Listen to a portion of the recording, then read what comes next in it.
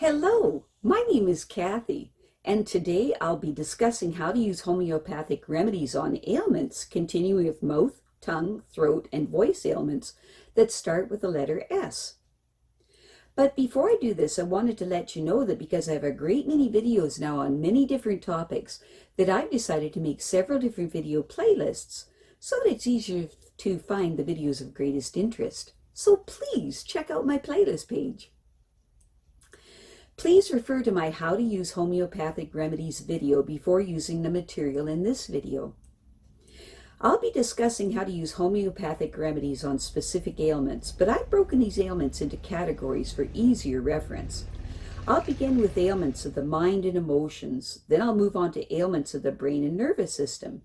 Then I'll address issues with the skin, nails and hair, eyes, ears, nose, teeth, gums, lungs, respiration, heart, blood circulation, muscles, bones, joints, esophagus, stomach, duodenum, small and large intestines, liver, gallbladder, pancreas, kidney, bladder, then ailments specific to women and then specific to men, then issues of the hormones and the metabolism.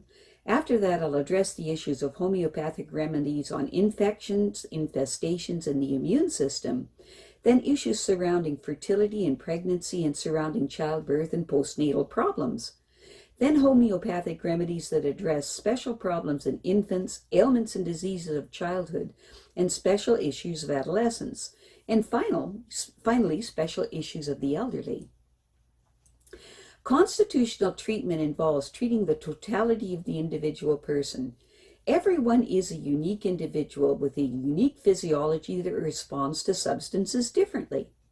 In homeopathy, it is recognized that people will react strongly to certain remedies, and as such, they can be loosely placed into different categories called constitutional types. Homeopaths talk, for example, of phosphoric types. These are people who react strongly to phosphorus, or Arsenicum album types, those who react strongly to Arsenicum album. The belief is that people of one type share similarities in terms of body shape, character, and personality, and the sorts of diseases from which they suffer. As an example, Nitric Mur people tend to be pear-shaped, have a dark complexion, be fastidious and rigid in personality, and keep themselves to themselves. And they crave salt and suffer from constipation. As another example, lycopodium types tend to be tall, gangly, and of stooped appearance, with an anxious expression and a craving for sweets, and a propensity to produce intestinal gas. Now, of course, constitutional types have their limitations. In reality, each person is an individual, so there are as many constitutional types as there are human beings, and an account must be taken of the sum total of the person's inherent predispositions, past illnesses, diet, general reactions to the environment, intellectual and emotional features, and general attitude towards life. This is what is meant by constitutional treatment. I'll be making detailed videos of the various constitutional types after I've completed the use of homeopathic remedies, healing on remedies.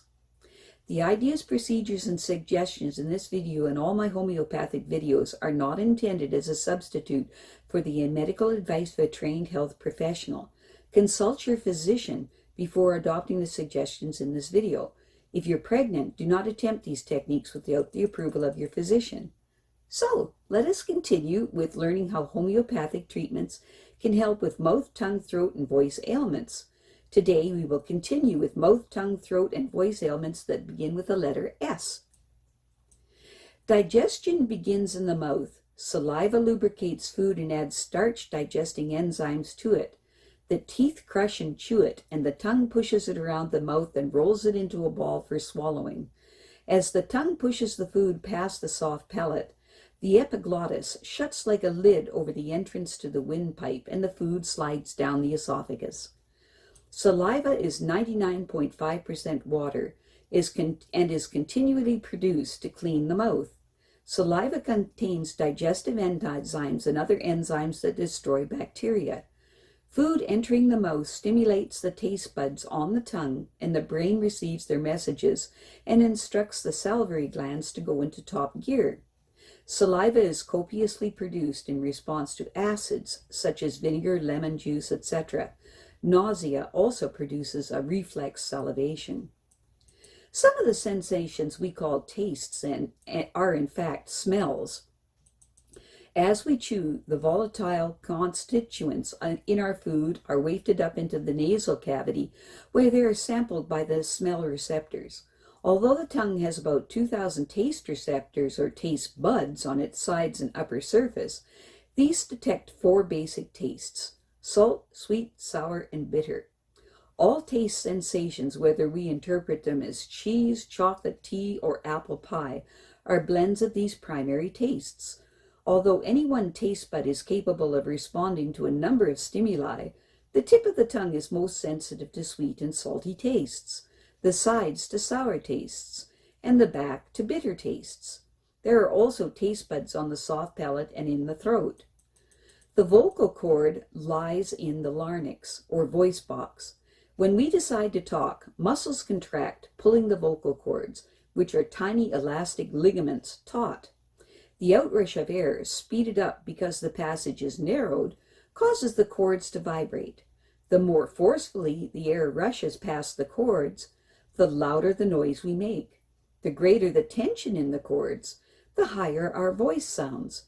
Intense emotions, infections, dry air, and irritants, such as cigarette smoke, can all prevent the vocal cords from vibrating freely. Salivary disorders. The most common salivary disorder is mumps, which is a virus infection. Bacterial infections are much rarer. These infections cause the affected gland to swell and discharge putrid-tasting pus into the mouth. The appropriate action is to see your doctor within 48 hours and take mercurius 6C every 2 hours in the meantime for up to 6 doses. An antibiotic may be necessary.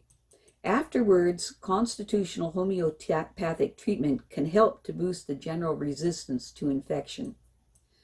Salivary duct stones, which are hardened accumulations of various chemicals in saliva, are rare, but most commonly affect the submandibular glands, which become swollen with trapped saliva.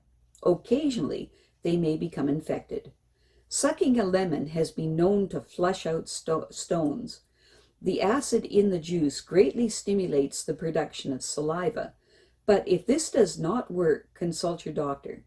Stones can be removed under local anesthetic. In the meantime, take Calcarea 6C every 4 hours for up to 3 days. Excessive salivation is usually part of a wider condition and clears up when the underlying condition is treated. Occasionally, it is a feature of pregnancy. If no other cause or associated symptoms can be pinpointed, try one of the following remedies. Specific remedies to be taken 4 times daily for up to 3 days. If the salivation is associated with sore gums and the saliva is especially copious at night, so bad that it wets the pillow, use mercurius 6C. If it is associated with mouth ulcers and splinter-night-like pains in the ulcers, use nitric acid 6C. If it is associated with headache or migraine, use iris 6C. If it is made worse by eating, use Allium 6C. If it is associated with nausea, use Ipecac 6C. Deficiency of saliva is usually associated with a higher than normal temperature. It may also be a symptom of burning mouth syndrome or a response to constant breathing through the mouth. Specific remedies to be taken every 2 hours for up to 10 doses. If the mouth is dry and the person is restless and anxious, use Arsenicum 6C. If the mouth is dry and hot and the person is feverish, use Belladonna 6C. If the lips are dry and parched and there is great thirst and fever, use Bryonia 6C. If the mouth is dry and burning, use Capsicum 6C. If the tongue sticks to the roof of the mouth, use Nux Mosch 6C. Sore throat. Sore throat is a blanket term for inflammation or infection involving the adenoids, tonsils, pharynx, larynx, and vocal cords. The infection may be generalized, involving the mucous membranes of the pharynx or larynx, or localized, affecting only the tonsils or adenoid glands, specifically designed to defend the upper respiratory tract against invading organisms. It is usually caused by a virus, as in colds, influenza, mumps, and glandular fever, but it can also be a bacterium, as in streptococcal infections. Rheumatic fever usually begins with a strep throat, or a fungus, or as oral thrush. Inflammation can also follow heavy smoking or drinking and from the abuse of mouthwashes, or a general vitamin deficiency, or food allergies. Alternatively, inflammation can be a symptom of blood disorders. If the sore throat is accompanied by a high fever and the person generally feels very unwell, see your doctor within 24 hours. A recurrent sore throat deserves constitutional homeopathic treatment. Specific remedies, to be given every 2 hours for up to 10 doses.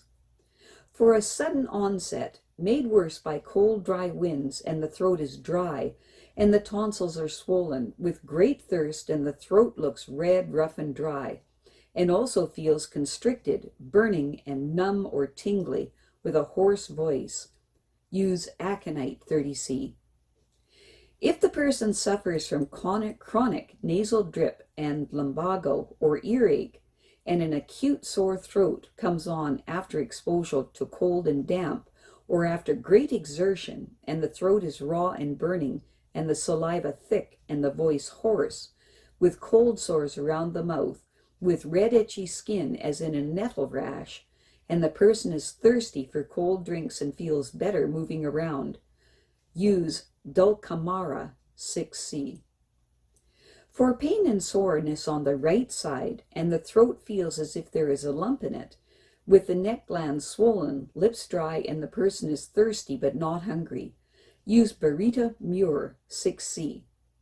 For a horrible taste in the mouth and pain in the neck and ears, made worse by swallowing, and the person is unwilling to drink because swallowing hurts so much, and the person feels hot and cold by turns, and feels heavy, exhausted, weak, and shaky, use Gelsemium 6C. For the front of the mouth normal, and the back of the throat yellowish and coated, and the person craves fresh air, and with a tonsil abscess threatening, use Calcarea Sulph 6C.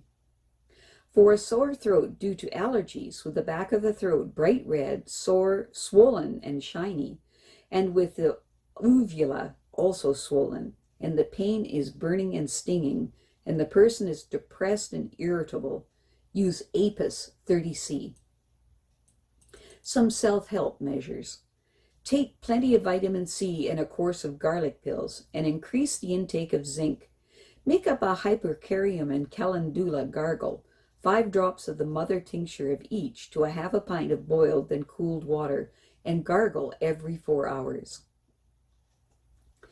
I have a great many videos now on many different topics, and so I've decided to make several different video playlists so that it's easier to find the videos of greatest interest. So please check out my playlist page. Well, that's it for now. To stay up to date with my latest videos, make sure to subscribe to this free YouTube channel by clicking the red subscribe button right below this video. Take care.